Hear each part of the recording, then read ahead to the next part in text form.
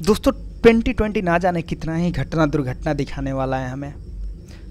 आज वैसे ही एक बुरी दुर्घटना घटी जब पता चला सुशांत सिंह राजपूत ने सुसाइड कर लिया। अब दोस्तों ये सुसाइड सिर्फ एक इंसान की नहीं है, ये हमें एज ए सोसाइटी सोचने पर मजबूर करती है, खुद से क्वेश्चन करने पर मजबूर कर रही है कि हम कैसे सोसाइटी में रह रहे हैं जहाँ ना तो पैसा, ना तो रुतबा, ना तो सक्सेस, कुछ भी काम की चीज़ नहीं है। जी हाँ दोस्तों, हम जिसकी बात कर रहे हैं वो अपने कैरियर के पीक पर थे, ना इन्हें पैसे की कमी थी, पर फिर भी ऐसी कौन सी वजह थी जिसके वजह से इन्हें सुसाइड करना पड़ा। तो ये सवाल हमें खुद से पूछना चाहिए कि हमने कैसे सोसाइटी बिल्ड किया है। और ये काफ़ी जायज़ सवाल है क्योंकि हमारे यहाँ कई सारे सुशांत सिंह राजपूत हैं जो अपनी हालातों के वजह से, अपनी परेशानियों के वजह से जूझने के बजाय खुद की ज़िंदगी को ख़त्म करना सही समझा। तो बेसिकली आज इस सुशांत सिंह राजपूत के बारे में जो हम लोग बात करने वाले हैं, इनकी बायोग्राफ़ी है। इस बायोग्राफ़ी के माध्यम से मैं अपनी श्रद्धांजलि व्यक्त करना चाहूँगा और आप भी अपनी श्रद्धांजलि व्यक्त कर सकते हैं।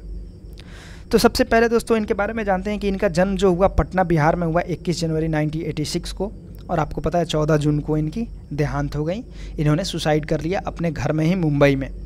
बेसिकली ये एक्टर थे, डांसर थे और फिलेंथ्रेपिस्ट थे। फिलेंथ्रेपिस्ट इन द सेंस वो लोगों के लिए, बच्चों के लिए काम करते थे। बेसिकली इनकी एक NGO है सुशांत फॉर एजुकेशन, वो बच्चों के एजुकेशन के लिए काम करती थी। अब दोस्तों इनकी जो अर्ली लाइफ है, मैंने बताया इनके जो पेरेंट्स हैं वो पूर्णिया बिहार से बिलोंग करते थे और वो लोग पटना शिफ्ट हो चुके थे काफ़ी पहले ही, जहाँ पर इनका जन्म हुआ। और उसके बाद वहाँ से पटना में ही इन्होंने अपनी अर्ली एजुकेशन ली, क्लास 10 तक वहीं संत कैरन्स हाई स्कूल में पढ़ाई किया इन्होंने। और 2002 में इनके माताजी का देहांत हो गया, जिसके बाद से इनके पिताजी इन्हें और इनकी बहनों को लेकर दिल्ली चले आए। और फिर अपने जो इंटरमीडिएट की पढ़ाई होती है 11-12 की, उन्होंने हंसराज मॉडल स्कूल से अपनी पढ़ाई की 12th की। उसके बाद उन्होंने नेशनल ओलंपियाड में पार्टिसिपेट किया, जहाँ पर ये विनर रहे फिजिक्स में। और दिल्ली टेक्निकल यूनिवर्सिटी की एग्ज़ाम होती है, एंट्रेंस एग्ज़ाम, उनके इंजीनियरिंग कॉलेज में एडमिशन लेने के लिए।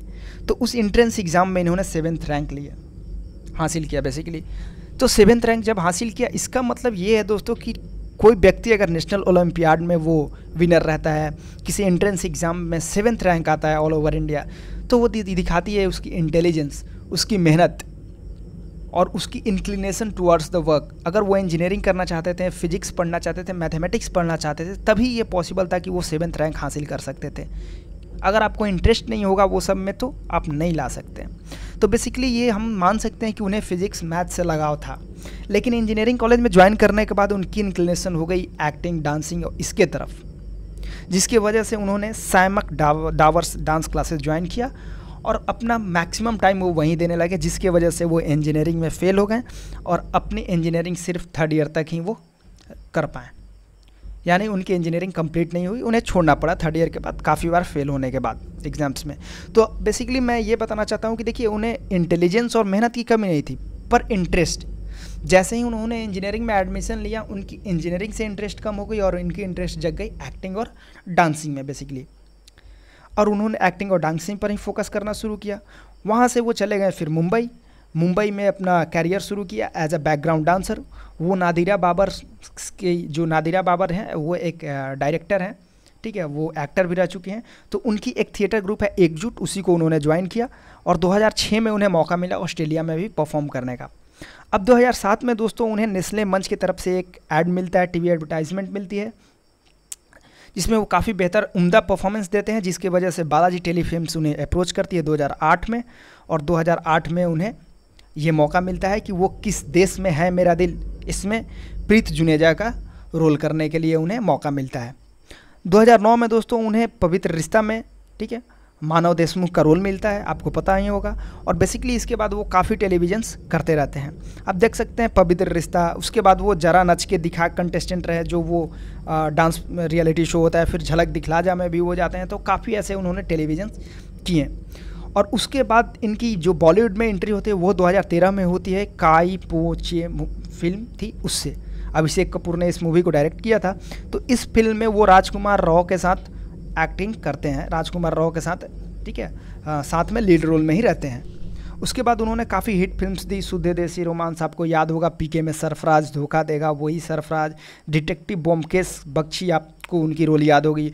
ये नहीं होगी याद तो आपको MS Dhoni the untold story, ये तो ज़रूर याद होगी, तो ये स्टोरी याद होगी आपको।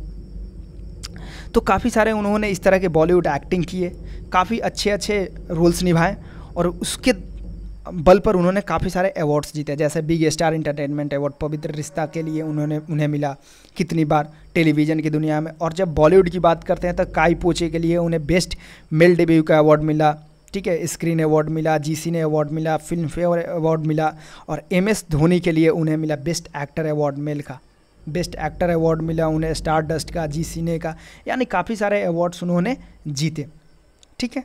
तो बेसिकली ये उनकी कैरियर ग्राफ, और वो अभी अपने कैरियर का पीक पर थे। तो इसीलिए मैंने दोस्तों आपको पहले ही कहा कि ऐसी कौन सी वजह हो सकती है जो लोगों को इस तरह की हरकत करने को मजबूर करती है। इनके पास पैसा था, ये अपने कैरियर के पीक पर थे। इससे पहले मैं आपको दोस्तों बता दूं कि ये 2016 तक अपने जो इनकी को स्टार हुआ करती थी पवित्र रिश्ता में, अंकिता लोखंडे, उनके साथ रिलेशनशिप में भी थे, पर वो रिलेशनशिप ज़्यादा दिन नहीं चला। और तो और मैं बता दूं आपको कि ये काफ़ी अच्छे अच्छे मूवीज़ में दिखने वाले थे, काफ़ी अच्छे अच्छे रोल में दिखने वाले थे, चाणक्य के रोल में दिखने वाले थे, रविंद्रनाथ टैगोर के रोल में दिखने वाले थे, इवन वो APJ अब्दुल कलाम के रोल में दिखने वाले थे थोड़े दिनों में। तो ये सारे प्रोजेक्ट सब खत्म हो गए इनके साथ ही। ऐसा माना जा रहा है दोस्तों कि ये डिप्रेशन से काफ़ी दिनों से जूझ रहे थे, सफ़र कर रहे थे डिप्रेशन से। पता चला है कि ये काफ़ी एंटी डिप्रेसेंट दवाइयाँ ले रहे थे, पर अभी तक कुछ भी क्लियर नहीं है। आई होप आपको इनके बारे में ये सब इन्फॉर्मेशन पता चला होगा मेरे वीडियो के माध्यम से, और आपको इन्फॉर्मेशन अच्छी लगी तो आप चैनल को सब्सक्राइब कर लीजिए। आई नो आज मैं पूरे फ्लो में नहीं बोल रहा हूँ, काफ़ी दुख हो रहा है, मैं पूरी तरह से इनके बारे में अच्छे से डिस्क्राइब नहीं कर पाया, पर फिर भी कुछ जानकारियाँ जो इम्पोर्टेंट थी वो मैंने आपको दे दी है। तो अभी के लिए आप मेरे साथ जुड़ना चाहें तो जुड़ सकते हैं, और अगर आप श्रद्धांजलि व्यक्त करना चाहते हैं तो नीचे कमेंट्स में भी कर सकते हैं। तब तक के लिए टाटा बाय बाय।